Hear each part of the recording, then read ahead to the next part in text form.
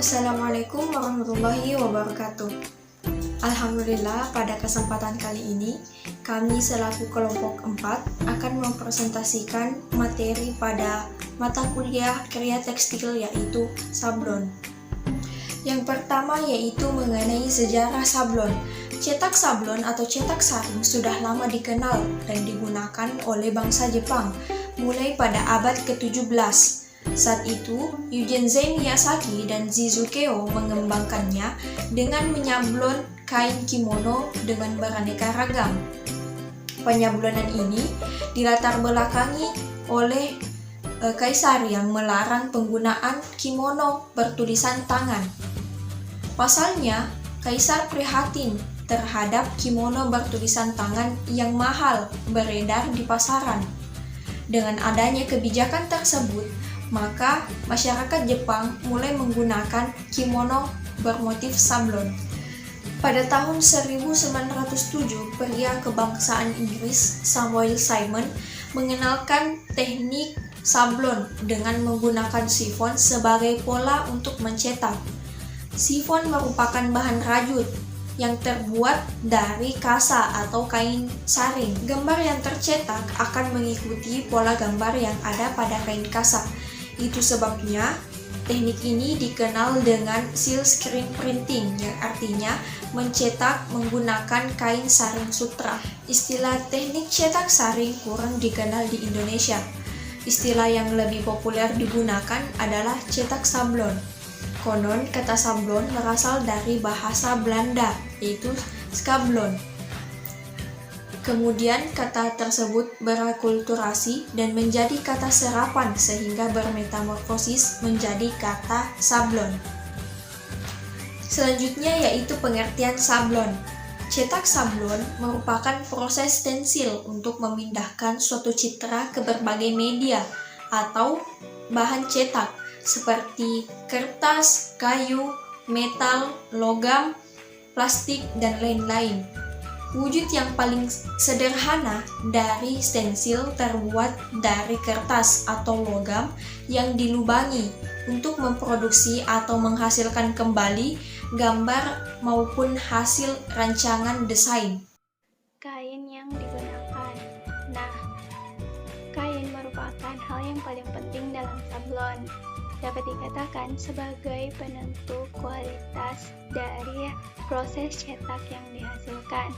Adapun kain yang digunakan dalam sablon, yang pertama itu nilon, yang kedua polyester, dan yang ketiga itu stainless steel.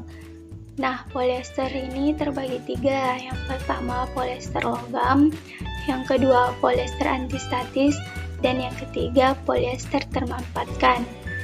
Nah, selanjutnya karakteristik serat kain. Yang pertama yaitu nilon. Nilon adalah sebutan gen untuk keluarga polimer sintetik yang dikenal luas sebagai poliamida. Keunggulannya yaitu memiliki daya rentang dan daya gosok yang baik, ideal untuk tahapan pencetakan di atas bahan cetak yang permukaannya tidak rata. Ketiga, memiliki daya alir tinta yang baik dan punya daya rekat yang sempurna untuk semua jenis stensil foto. Kelemahan dari nilon ini yaitu peka terhadap kondisi cuaca atau temperatur dan kelembaban udara. Tidak sesuai untuk jenis-jenis pekerjaan yang memerlukan ketepatan yang tinggi. Yang kedua yaitu polyester. Serat polyester adalah jenis serat yang digunakan untuk membuat jenis-jenis kain yang memiliki sifat kering, kuat, dan memiliki bentuk seperti serat alam. Nah, keunggulan dari polyester yang pertama, bahan ini memiliki daya tahan yang tinggi sehingga bisa digunakan dalam jangka waktu yang lama. Kedua, bahan ini tidak mudah berkerut meski sudah tertekuk-tekuk atau digunakan seharian. Ketiga, bahan polyester juga tidak mudah menyusut atau melar. Keempat, bahan polyester cepat kering dan tahan air. Nah, kelemahan dari serat polyester yaitu pertama, tidak memiliki sirkulasi udara yang baik. Kedua, selain mudah terbakar, bahan polyester juga mudah menyusut bila terpapar panas yang berlebihan. Dan jangan merendam atau mencuci bahan polyester dengan air panas. Ketiga, yaitu stainless steel. Bahan stainless steel berbeda dengan bahan besi lainnya. Stainless steel terbuat dari campuran beberapa bahan dasar seperti mangan, silikon, nikel, kromium, dan karbon. Adapun keunggulan dari stainless steel yaitu pertama, lebih tahan lama, mudah dibersihkan, memudahkan dalam merawat, sangat kuat, tidak mudah retak atau penyok dan bocor, multifungsi, dan tahan terhadap lumut. Nah, adapun kelemahan dari stainless steel yaitu kemungkinan berkarat lebih cepat, warna hanya satu, harga lebih mahal 3 kali lipat dari ukuran yang sama, lebih berat dari jenis plastik, dan bagian badannya terbuat dari besi. Ketebalan kain. Serat kain yang terbuat dari nilon atau polyester tersedia beberapa derajat ketebalan, yakni tipe small S, tipe medium M, tipe thick T, dan HD atau heavy datim. Serat benang tipe S. Serat benangnya tipis, cocok untuk pekerjaan nada lengkap dan gambar seni. Serat benang tipe M, serat benangnya ukuran medium, cocok untuk pekerjaan nada lengkap yang kasar. Serat benang tipe T, serat benangnya tebal, cocok untuk segala jenis pekerjaan pada teknik sablon. Dan serat benang tipe HD, serat benangnya ekstra tebal, cocok untuk pekerjaan yang dilakukan secara masinal atau cetak menggunakan mesin, cetak blok, dan jenis-jenis pekerjaan kasar. Jenis ketebalan kain. Pada setiap kain terdapat keterangan seperti 20S, 24S, 30S, dan 40S. Angka-angka tersebut merupakan jenis ketebalan dari kain kaos. Beberapa jenis ketebalan kain ini yang biasanya ada di pasaran. Kita urutkan mulai dari yang paling tipis hingga yang paling tebal. Pertama, ketebalan 20S. Biasa dikatakan jenis ketebalan kain yang paling tebal dan yang dijual di pasaran. Kedua, ketebalan 24S. Ketebalan ini bisa dibilang berada di tengah-tengah. Maksudnya tidak terlalu tipis dan tidak terlalu tebal. Ketiga, ketebalan 30S. Kain ini ketebalan yang sebenarnya paling umum untuk bahan kaos dan paling sering digunakan. Keempat, ketebalan 40S. Jenis kain ini biasa digunakan untuk beberapa brand terkenal di dunia. Tapi ketebalan kain 40S itu sangat tipis. Di Indonesia sendiri jenis ketebalan tidak begitu banyak digunakan karena terlalu tipis dan cenderung menerawang. Itu warna kain. Di sini saya tidak akan membahas tentang warna primer, sekunder, tersier, dan lain-lain, tapi saya hanya akan menjelaskan tentang kategori warna. Nah, seperti yang teman-teman ketahui bahwa kategori warna atau tingkatan-tingkatan warna itu ada beberapa macam. Nah, ada warna tua, warna sedang, warna muda, warna netral atau hitam dan putih. Mungkin teman-teman sudah banyak yang tahu. Nah, warna tua itu yang bagaimana? Warna tua itu yang dia pencampurannya lebih banyak menggunakan warna hitam. Misalnya warna kuning dicampur warna hitam. Nah, itu akan menghasilkan warna yang lebih tua. Nah, apabila pencampurannya lebih banyak warna putih, itu akan menghasilkan warna yang lebih sedang. Nah, contoh dari warna tua yaitu misalnya seperti maron, merah cabe, Fanta, army, navy. Nah, seperti itu. Dan untuk warna sedang itu contohnya seperti warna orange, warna kuning, warna kuning lemon, hijau pucuk. Nah, itu seperti itu contoh dari warna sedang. Adapun contoh yang warna muda, mungkin teman-teman sudah tahu ya. Warna muda kalau bahasanya sudah ada kata-kata mudanya, itu sudah termasuk dari warna muda. Seperti merah muda, hijau muda, biru muda, dan lain-lain. Jadi warna muda itu warna yang lebih soft. Nah, selanjutnya itu warna netral atau warna hitam dan putih. Materi selanjutnya itu tentang persyaratan kain. Nah, untuk memperoleh tingkat resolusi gambar yang terbentuk pada kain serta peningkatan hasil dari cetak sablon, maka diperlukan persyaratan kain. Ada jenis-jenis kain yang digunakan yang baik. Jenis-jenis kain yang baik yang digunakan pada proses pensablonan. Bagaimana sih bisa dikatakan kain ini baik? Yang pertama itu dia memiliki daya lentur dan fleksibel. Tangan pada bingkai kain cetak itu harus ditarik, sehingga kain yang digunakan itu harus memiliki daya lentur yang kuat dan ataupun fleksibel. Yang kedua itu pori-pori tidak berubah atau bergeser. Ini bertujuan untuk dapat mengendalikan penyaluran tinta cetak. Bahkan pada proses penyablonan itu penyaluran tinta itu pori-pori pada kain itu tidak berubah atau tidak bergeser. Ini bisa memudahkan atau bisa penyaluran tinta ini lebih bagus. Nah, yang ketiga itu tahan terhadap bahan kimia. Ya, tentu saja pada proses penyablonan itu kita menggunakan bahan-bahan kimia. Misalnya saja seperti stensil foto, tinta cetak, dan bahan pencuci atau pembersih itu juga mengandung bahan kimia. Makanya kain yang digunakan pada penyablonan itu harus tahan terhadap bahan kimia. Nah, yang keempat itu mudah dibersihkan. Mungkin teman-teman tahu ya, di sini pasti juga banyak yang menggunakan baju atau pakaian yang ada sablonnya. Nah, itu pakaian yang harus digunakan itu harus mudah dibersihkan. Mengapa? Supaya bisa dipakai berkali-kali. Selanjutnya itu tahan terhadap gesekan.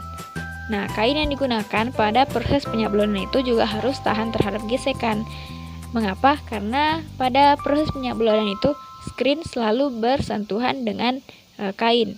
Yang keenam, memiliki keporian yang bervariasi atau memiliki pori-pori yang bervariasi. Dengan adanya pori-pori screen, maka berbagai bentuk bahan serta berbagai macam bentuk gambar dapat dicetak dengan cetak sablon.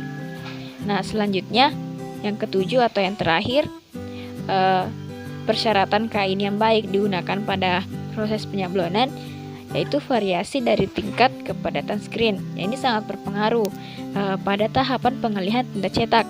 Banyaknya variasi yang disediakan untuk jenis-jenis kain diharapkan agar lapisan film tinta dapat dengan mudah dialihkan ke bahan cetak atau media cetak yang dipergunakan. Berikut ini terdapat beberapa alat cetak saring. Yang pertama yaitu ada screen. Screen ini terdiri dari kerangka kayu dan monel atau kain sutra yang digunakan untuk mencetak gambar pada benda yang akan disablon. Yang kedua ada rakel. Rakel merupakan alat yang digunakan untuk menyaput zat warna ke atas permukaan kain atau media cetak. Yang ketiga ada meja afdruk. Proses afdruk selain menggunakan sinar matahari dapat dilakukan dengan menggunakan meja yang dilengkapi dengan lampu neon atau TL untuk hemat energi, terutama digunakan apabila cuaca sedang mendung atau hujan. Yang keempat, meja gambar. Meja gambar digunakan untuk membuat desain motif untuk cetak saring dan untuk memindahkan gambar ke koda trace. Yang kelima, ada koda trace. Koda trace ini digunakan sebagai film diapositif, yaitu untuk memisahkan motif tiap warna sebelum diafdruk. Selanjutnya, rapido. Rapido merupakan alat untuk membuat motif atau gambar pada koda trace dengan menggunakan tinta rapido itu sendiri. Yang ketujuh ada hair dryer. Hair dryer ini untuk mengeringkan screen setelah diolesi obat pekat cahaya dan mengeringkan hasil cetakan pada kain. Yang kedelapan ada hand sprayer. Hand sprayer merupakan alat penyemprotan untuk membuat lubang screen setelah proses penyinaran dan membersihkan screen setelah penyablonan. Yaitu ada meja sablon. Meja untuk menyablon kaos atau lembaran yang ukurannya kecil, dilengkapi dengan klem penjepit dan dapat diputar, cukup untuk 4. Yang ke-10 setrika. Setrika merupakan alat untuk merapikan bahan sebelum disablon dan sesudah disablon. Selanjutnya ada alat press. Alat press ini digunakan sebagai alat fiksasi atau penguat warna setelah proses dengan pemanasan dan memberi tekanan sehingga binder menguap dan zat warna menempel kuat ke bahan. Selanjutnya ada timbangan.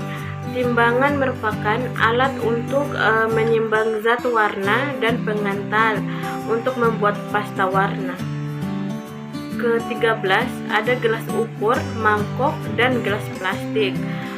Gelas ukur digunakan untuk mengukur kebutuhan pelarut atau air.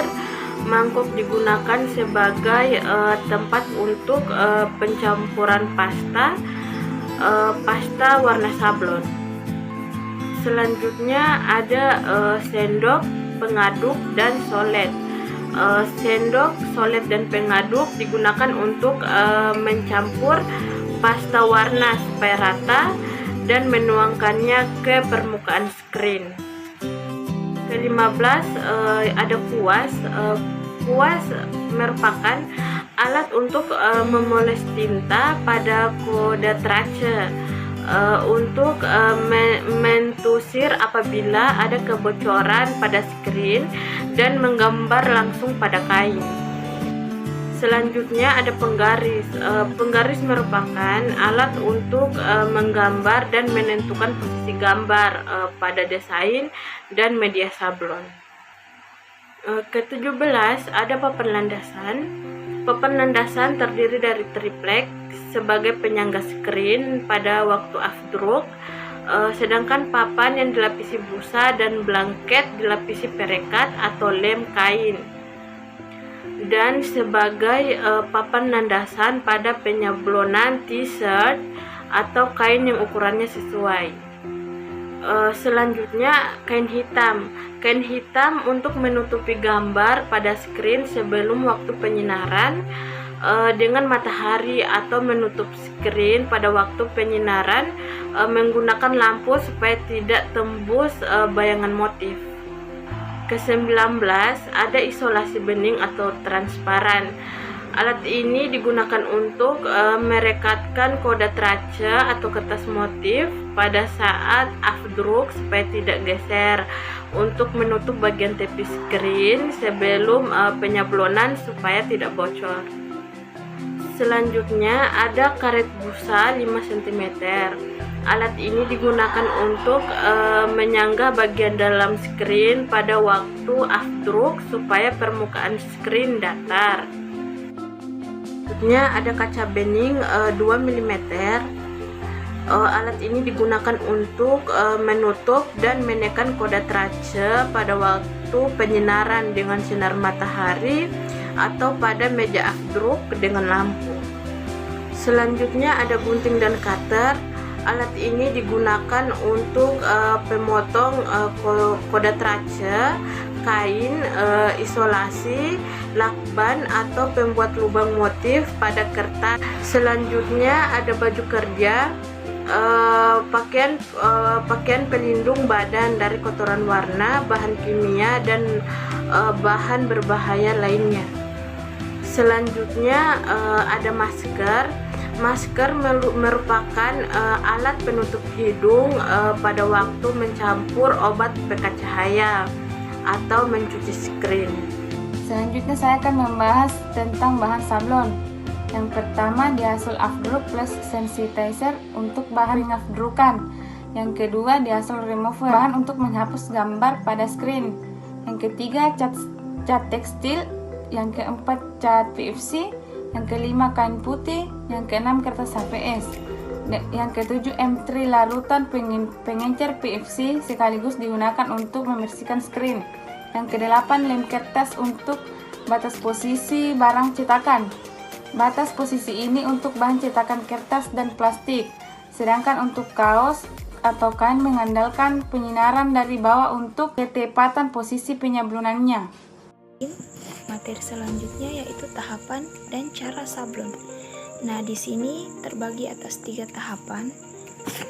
Yang pertama, tahapan pracetak, kedua, saat cetak, ketiga, pasca cetak.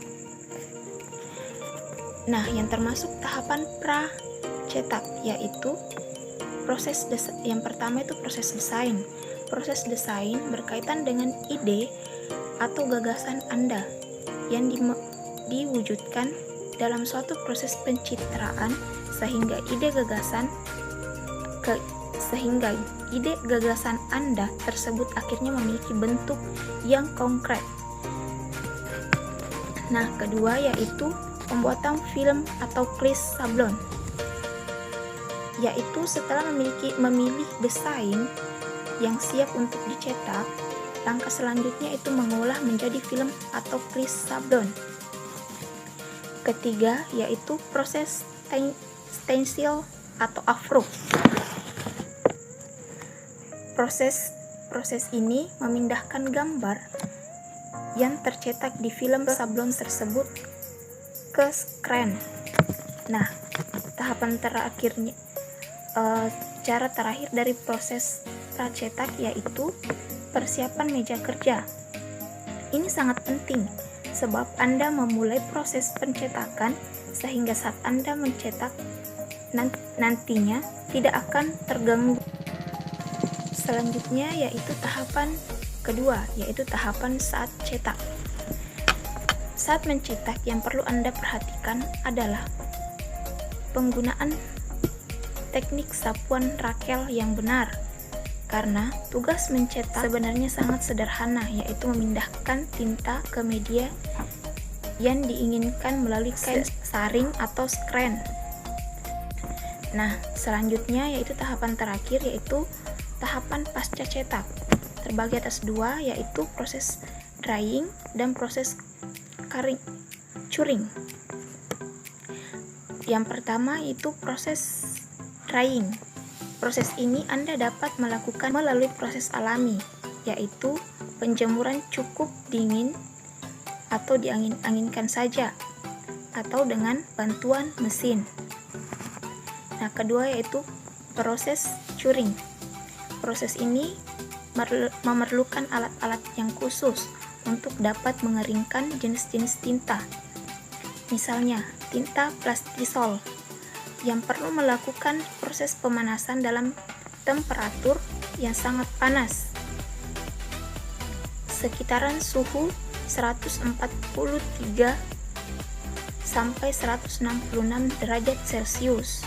Biasanya menggunakan mesin conveyor atau flex header.